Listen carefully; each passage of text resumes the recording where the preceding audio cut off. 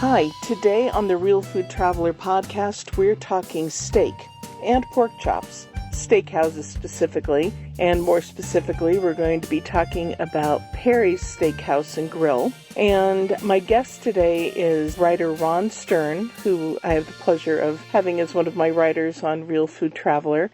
And Ron is a 20-year food and travel photojournalist whose work has been seen in papers such as the LA Times, Chicago Tribune, Baltimore Sun, as well as many magazines such as Shape, Canadian Traveler, Cruise, AAA Motorist, and others. And he's the former city guide editor for the large food and wine website, The Daily Meal. So, as you can tell, I'm very, very honored that Ron writes for Real Food Traveler on occasion and that he's agreed to join me today on the podcast. So, Ron, thank you so much for coming on and talking Perry's with me.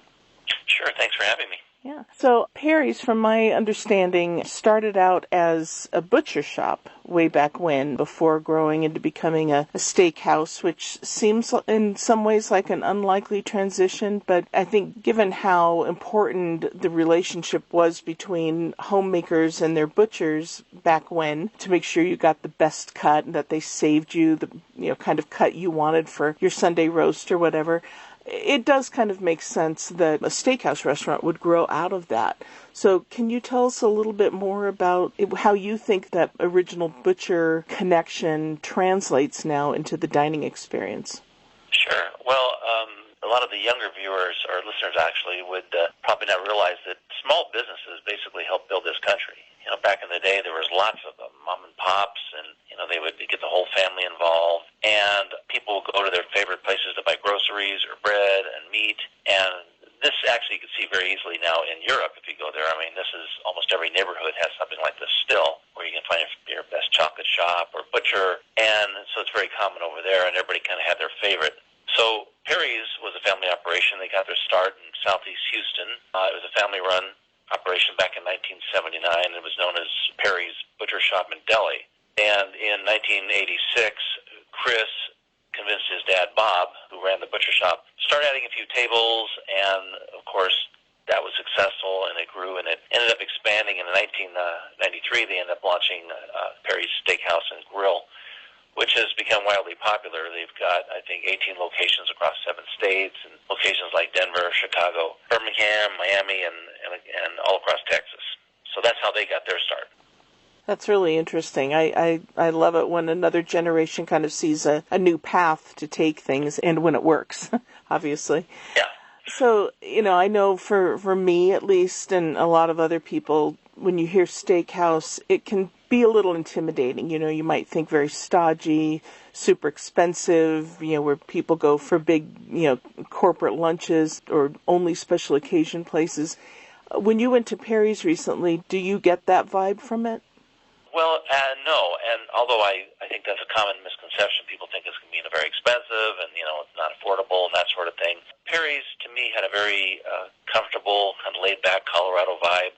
I saw lots of people coming in who were dressed casually, just looking for a good meal. In this particular case, in a location in Lone Tree, they've integrated it into the Park Meadows Mall, so it's sort of in the walkable areas outside the mall. There's a lot of foot traffic, so it just seems like a natural another restaurant that you can find there. So having said that, I mean, it can certainly be a special occasion type restaurant.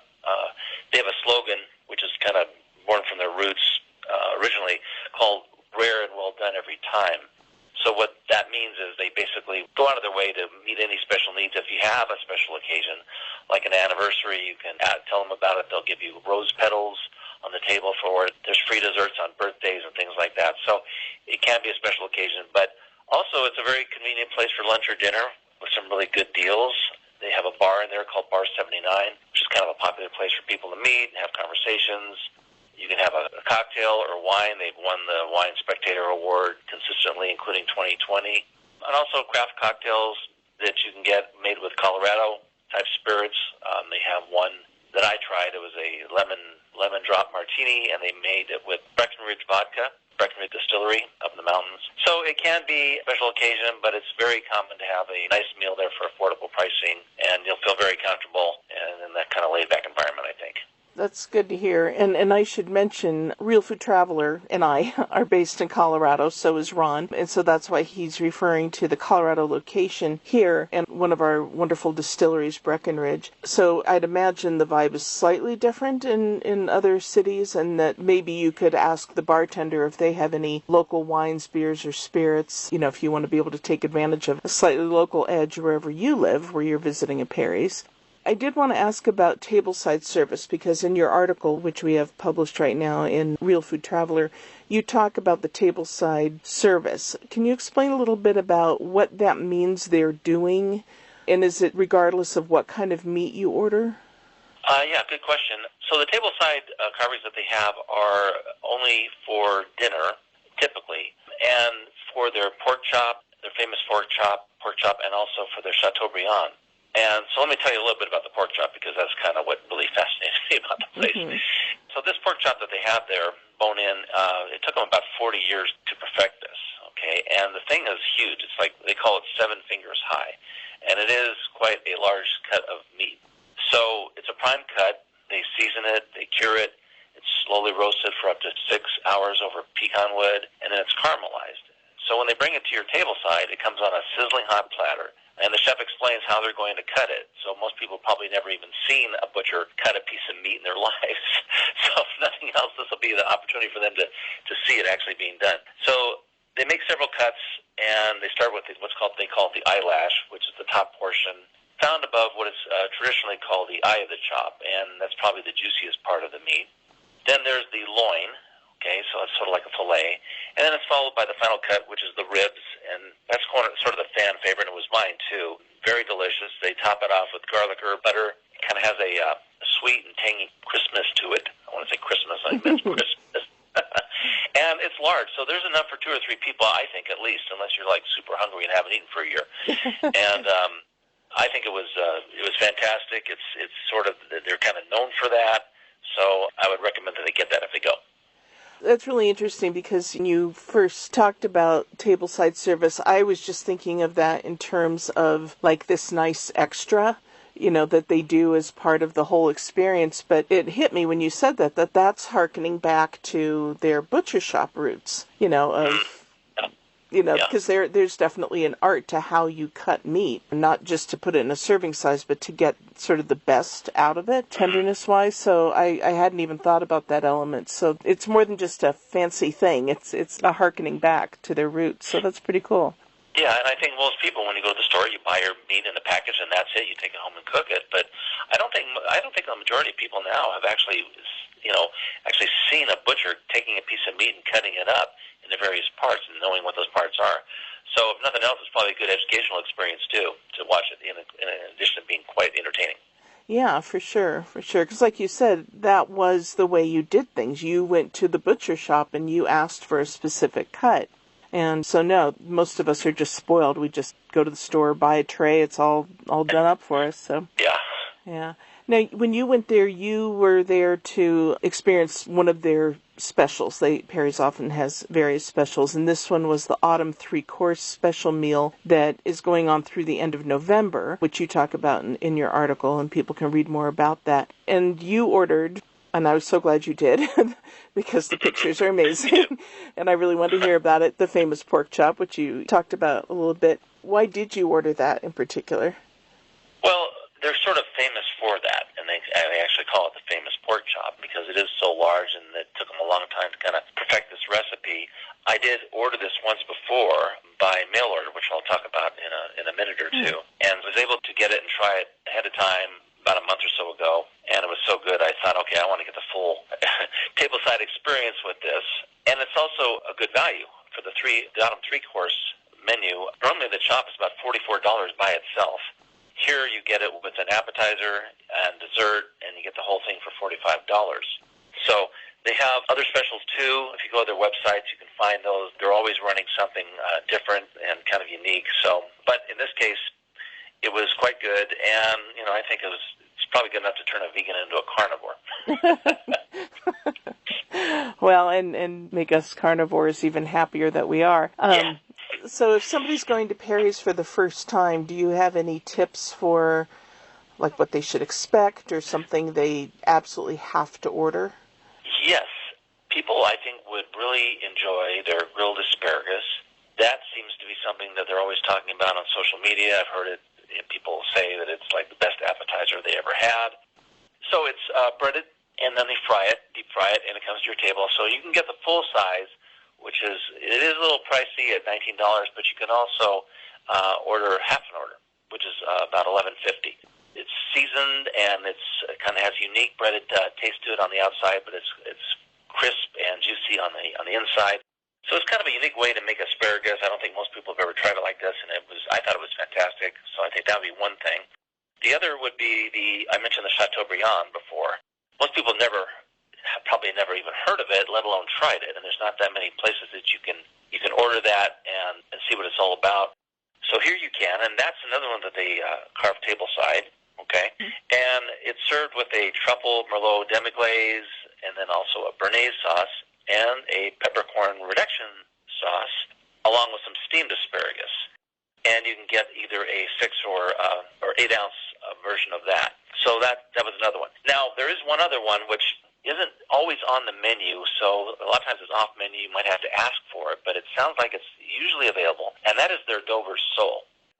So if somebody really doesn't, want to eat meat, they like seafood, the Dover sole is also very popular, and you get a nice quality 10-ounce piece of fish. This one is also deboned tableside, so there's a little presentation with that one as well. And that comes with a caper garlic butter sauce. And from what I've told, I didn't get a chance to try that, but that one just sounds like it's melting your mouth good. And as I'm talking about it, I'm getting hungry. Now, I know you went there for the meat, as most people do, but did you happen to notice if you were vegetarian or with somebody who was vegetarian, are there enough offerings there? Yes, they do. They have vegetarian offerings and also a lot of gluten-free offerings as well. And again, if you just go to the website, if you're in Colorado, you can go there and you can look, and they've got all the specials listed there, and all the sides and all the different things for vegan and gluten-free as well. Oh, that's good. That's nice.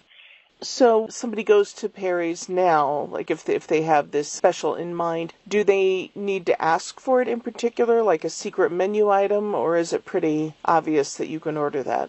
Well, in the wake of COVID and so forth, they're trying to reduce papers. So if you go online, that's probably the best way to take a look and see what the current offerings are. The autumn 3-course here goes through the end of November, but there's a whole bunch of other ones as well that you can get. And so it's not a secret, but you do probably have to mention which one you're looking at. They have, if you come for lunch, for example, they've got a pork chop lunch available Wednesdays and Fridays from 10:30 to 5. So it's a lunch portion of Perry's pork chop, which is just a little bit smaller than the standard size. That comes with potatoes, homemade applesauce, and about a half a loaf of bread, all of that for $16. Wow. So I thought that was a pretty good deal. I mean, I paid more than that for a bad meal. Yeah. Away very disappointed. And I have a rule at my house that says if only a good meal can erase a bad one. Right. Which is really just an excuse that I tell my wife so I can go out and get something else to eat. But so that's a special. They've got a Sunday one as well, which is I think $39, and that also includes the pork chop and a couple sides. So I think the value there is very good in terms of what you would normally expect at a high-end sort of quality steakhouse. So people should definitely check their menu online and see what's available at the time. But they always have specials going. Yeah, I've heard of some really ridiculous prices at steakhouses, and it's one of the reasons that I just don't really go, and why I kind of have that stereotype in my head of them being ridiculously pricey and not very comfortable to go to. So I'm glad to hear that they have a lot of options. Absolutely. You mentioned this before. Can you get things to go? Yes. They have a complete to-go menu. They have curbside pickup and also delivery through some of the various delivery services as well if you happen to live within the area. So all that's available. And again, here in Colorado, there's newer restrictions coming in. So who knows how long, be able to go inside and, sit and so forth. But if you don't live or happen to live near Perry's, but you still want to try the pork chop, for example, you can do that online. Okay, so they have a pork chop online available. This thing comes fully cooked and frozen. It's well packaged. In fact, when I ordered that, it came in a huge case. It was heavy. I thought I ordered a buffalo or something. I wasn't sure what it was. And as I, unpacked the thing, it came, with a big, huge, its own styrofoam case. It had like 10 different ice packs in there. It was totally frozen. And it comes with complete instructions on how to reheat it, and also how to use any leftovers. And like I said, there's enough. I was eating that for about a week. There was so much food there. So the 7-finger Thai pork chop is something that anybody can get anywhere in the country and get it delivered as well. You mentioned leftovers. I'm curious, give me an idea of what some of the leftover suggestions were they had. Well, if you go there, for example, and you ask for it, they have a card that will give you complete instructions on leftovers, for example, like the white bean chili, using their pork chop. And just from beginning to end, how you cut up the pork chop, how you make the beans, add the different things like onions and spices and seasonings, and slowly cook that so you have meals, left over for the rest of the family. Yeah, I thought that was very, very helpful, too, because, you just don't want to just eat straight pork, every single day. Maybe have it with something a little bit different. And when you reheated the pork chop according to their directions, and now having had it in the restaurant, do you feel like you got the same experience, like it tasted the same? It did. I mean, the only thing missing was the tableside cutting of the thing, which, again, was an experience in itself. But it came with everything, including the butter. So once I was able to reheat it, put the butter on it, I thought it was just the same. In fact, I had my grandson and my kids over, and they tried some, and they just thought it was some of the best meat they've ever had in their lives. So I would say, yes, it's every bit as good as you get on site. Huh. Okay, good to hear. My experience, anyway. Okay. And lastly, you mentioned COVID, and obviously things are changing all the time, and it depends on what state you're in as to what the situation is. But at least here in Colorado, when you were dining in, what did you notice in terms of how they're addressing safety concerns? Right. Well, of course, the servers are all wearing masks. At this location, they are going to 50% capacity, so you probably need, if you're going during peak hours, you probably want to make a reservation so that you can get a table and you're not sitting right on top of somebody, which it won't exist, now. They do a full sanitation of each table and chair after every service. Once a month, they do a full deep cleaning of everything. So they're very, very conscious of how this works and what they need to do to keep everybody safe, and I think they did a very good job of doing that during my visit. Okay, well, that's good to hear and comforting. Well, Ron, thank you so much for telling us a little bit more about Perry's and the Steakhouse experience and that pork chop. Man, I need to try that out, either mail order or... I think everybody does. Oh, it sounds amazing. The article that you wrote, which goes into a little bit more detail about what you experienced there and what you had and drinks and things like that, is on realfoodtraveler.com, so everyone can see that. And we appreciate you, Ron, talking to us today on our podcast.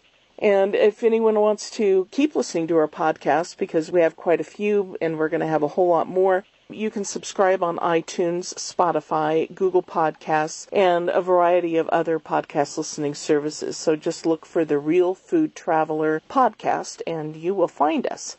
And visit us on our website, realfoodtraveler.com, for all sorts of stories, travel inspiration at this point, as well as information, recipes, tips, and great information like you'll see from Ron. So thanks again, Ron. I hope you have a great day and many happy, great meals ahead of you.